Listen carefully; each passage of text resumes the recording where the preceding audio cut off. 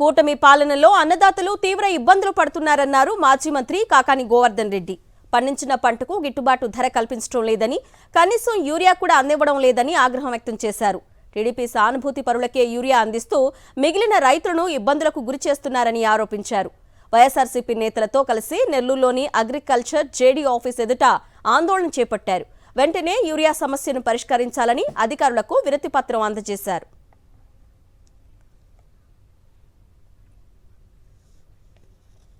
రైతులకు సంబంధించి తీవ్రమైనటువంటి ఇబ్బందులను ఎదుర్కొంటున్నటువంటి పరిస్థితులలో కనీసం యూరియా కూడా ఇవ్వలేనటువంటి అసమర్థ ప్రభుత్వంగా ఈరోజు చంద్రబాబు నాయుడు ఆధ్వర్యంలో నడిచేటువంటి కూటమి ప్రభుత్వం మిగిలిపోయింది.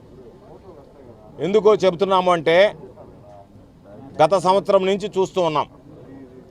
యూరియాకి సంబంధించి నెల్లూరు జిల్లాలో ఖరీఫ్ లేటుగా సాగు చేస్తాం.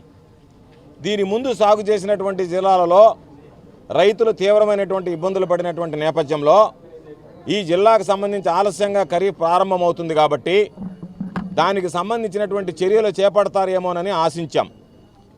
కానీ ఎక్కడా కూడా ఈ ప్రభుత్వం గతంలో జరిగినటువంటి వైఫల్యాలను సమీక్షించుకొని భవిష్యత్తులో అటువంటివి జరగకుండా రైతులు ఇబ్బంది పడకుండా చర్యలు తీసుకుంటారు అని అనుకుంటే గతంలో కన్నా ఇంకా దారుణంగా ఈరోజు పరిస్థితి తయారైంది.